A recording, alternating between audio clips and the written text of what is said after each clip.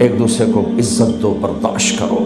میرے نبی نے فرمایا بہترین مسلمان وہ ہے جو بیوی سے اچھا سلوک کرتا ہو، اور بیوی سے فرمایا میری شریعت میں سجدہ ہوتا تو بیوی سے کہتا خامند کو سجدہ کر۔ بہترین صدقہ اولاد کی تربیت ہے۔ پورا گھر میرے نبی نے نقشہ، ہر ایک کی قیمت بتائی۔ ماں تیرے قدموں تلے جنت، کاش میری ماں زندہ ہوتی، تم دیکھتے میں کیا کرتا، میں عشاء کی نماز کے مصلی پر ہوتا، میں سورۃ فاتحہ پڑھ رہا تھا، ادھر سے آواز آتی میری ماں کی محمد، تو میں نماز توڑ کے کہتا لبیک اماں جان۔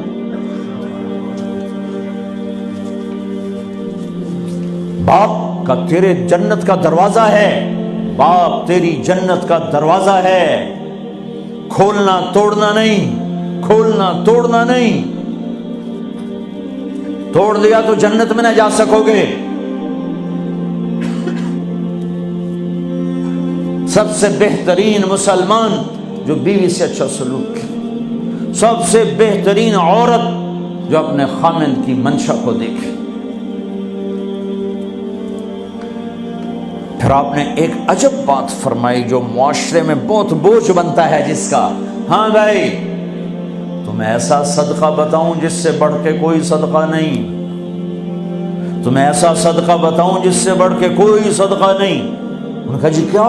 کہا الابنۃ المردودہ، جس کی بیٹی کو طلاق ہو گئی یا بیوہ ہو گئی اور گھر واپس آ گئی ماں باپ کے، یا ماں باپ نہیں ہے تو بھائی ہیں، وہ ایک بوجھ بنتی ہے ماں باپ پر بھی، اور بھائی تو ویسے ہی باغی ہو جاتے ہیں۔ میرے نبی نے فرمایا اس بچی پہ خرچ کرنا کائنات کا سب سے افضل صدقہ ہے۔ گھر، ایک گھر کیسے چلتا ہے؟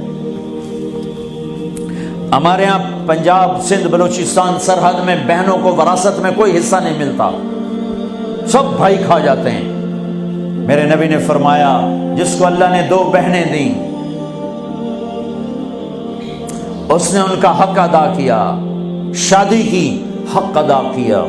ماں باپ کی وراثت میں سے ہوتا ہے، اگر میں نے کو خود کمایا ہے اس میں بہنوں کا حق نہیں، ماں باپ سے اگر 1 روپیہ بھی آیا ہے تقسیم کیا جائے گا۔ جس نے بہنوں کا حق ادا کیا، شادی کی حق ادا کیا، اس پہ جنت واجب ہو گئی۔ جس کو اللہ نے 3 بیٹیاں دیں اس نے ان کی ڈولی اٹھائی، وہ جنت میں میرے ساتھ یوں ہوگا۔ ایک بولے اگر 2 ہوں، کہ جس نے 2 بیٹیوں کی شادی کی وہ بھی ایسے ہوگا۔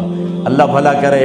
ایک صحابی کا کہ جس کی 1 ہو، کہ جس کی 1 ہے، اگر اس نے اس کو عزت سے رخصت کیا تو وہ بھی میرے ساتھ ایسے ہی ہوگا۔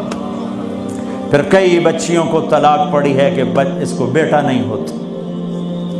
یہاں آنے سے پہلے کا واقعہ، پنڈی سے بچی رو رو برا حال اس کا، میں تو فون سنتا ہی نہیں ہوں ایسے کہ میرا تو کلیجہ پھٹ گیا ہے۔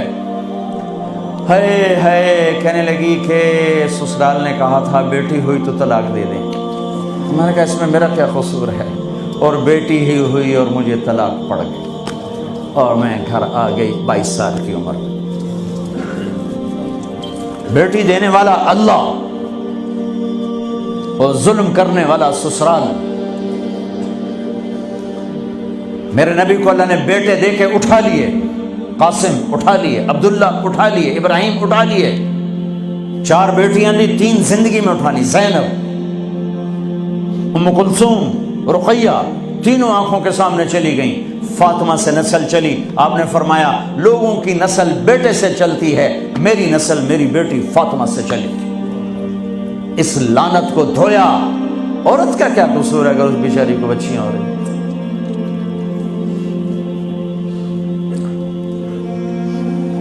جس نے اپنی بہنوں کو حق ادا کیا، جس نے بیٹیوں کو ڈولے میں بٹھایا، ان کا حق ادا کیا، کہ جنت میں یوں ہو جائے گا۔ بہنوں کو دینا اتنا ضروری ہے، حرام ہو جاتی ہے روٹی۔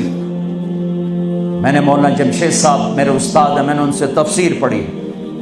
میں ایک دن شہد کی بوتل لے کر گیا، پرانی بات ہے 76-77۔